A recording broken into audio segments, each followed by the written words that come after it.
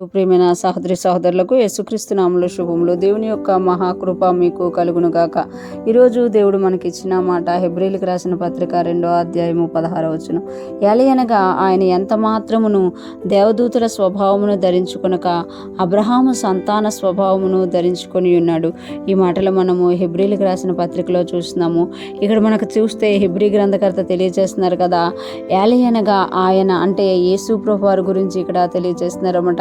ఏలయనగా ఆయన ఎంత మాత్రమును దేవదూతల స్వభావమును ధరించుకొనక, అంటే దేవుడు మనుషుల్ని తక్కువ చేసినప్పుడు దేవుని స్వరూపంలో చేశారు, కానీ ఎప్పుడైతే వాళ్ళు పడిపోయారో ఆ పడిపోయినప్పుడు వాళ్ళు ఎలాగా అయిపోయారు అని అంటే దేవదూతల కంటే కొంచెం తక్కువ వారిగా అయిపోయారనమాట. దేవదూతలకి ఏదైతే పవర్స్ అనేవి ఉన్నాయో వాటిలో కొంచెం తక్కువగా మానవులకు ఉన్నట్టుగా మనము కీర్తనల గ్రంథంలో చూస్తామన్నమాట.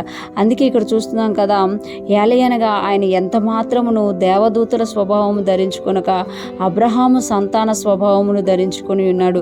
అంటే పూర్తిగా మానవుడిగా పుట్టారన్నమాట. అబ్రహాము సంతాన స్వభావమును ధరించుకుంటే అటువంటి అబ్రహాము సంతానం వలె ఒక మనిషి సంతానం యొక్క స్వభావమును ఆయన ధరించుకొని వచ్చారు అని ఇక్కడ మనకి తెలియచేయబడింది. అంటే ఆయన మనుష్య రూపము దాల్చి మానవుడిగా మట్టి శరీరముతోనే ఆయన ఏం చేయబడ్డారు అని అంటే సిలువలోకి వెళ్ళినట్టుగా చూస్తామన్నట.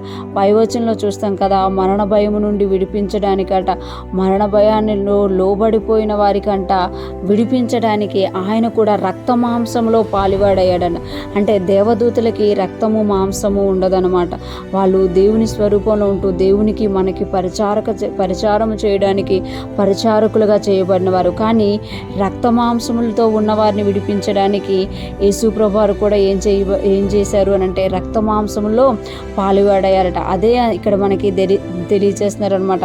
ఏమని తెలియచేస్తున్నారంటే, ఏలయనగా ఆయన ఎంత మాత్రమును దేవదూతల స్వభావము ధరించుకొనక అబ్రహాము సంతాన స్వభావమునే ధరించుకొని ఉన్నారు అని తెలియజేస్తున్నారు.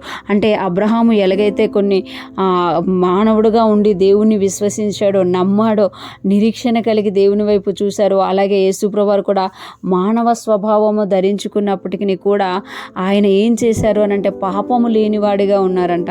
పాపము లేనివాడిగా ఉంటూ ఈ లోకంలో ప్రతి శోధనను, ప్రతి కష్టమును, ప్రతి బాధను అనుభవించారు, కానీ దాని చేత శోధింపబడకుండా పాపంలో పడకుండా ఉన్నారు అని ఇక్కడ మనకి తెలియజేయబడుతుంది. ఈరోజు ఫ్రెష్ మన్నా వింటున్న ప్రతి ఒక్కరికి జ్ఞాపకం చేసుకోవాలి, యేసు ప్రభువు వారు మన కొరకు రక్తమాంసంలో పాలువాడయ్యి మనల్ని మహిమా స్వరూపులుగా మార్చాలని, మహిమ నుండి అధికమైన మహిమలోకి మనం ఎదగాలని దేవుడు కోరుకుంటామట. ఆయన మన యొక్క స్థానానికి దిగి వచ్చి మనల్ని ఆయన స్థానానికి తీసుకెళ్లాలని ఆయన రక్తమాంసంలో పాలువాడయ్యారు. ఈరోజు ఫ్రెష్ మన్నా వింటున్న ప్రతి ఒక్కరము కూడా దేవుని యొక్క మహిమ నుండి అధిక మహిమలో ఎదిగే వారిగా మనం ముందుగాక శరీరానుసారమైన మనసును తీసివేసుకొని ఆత్మానుసారమైన మనసు కలిగిన వారంగా, ఆత్మ విషయాల్లో ఆసక్తి కలిగిన వారముగా ఉంటూ ముందుకు సాగిపోదుముగాక.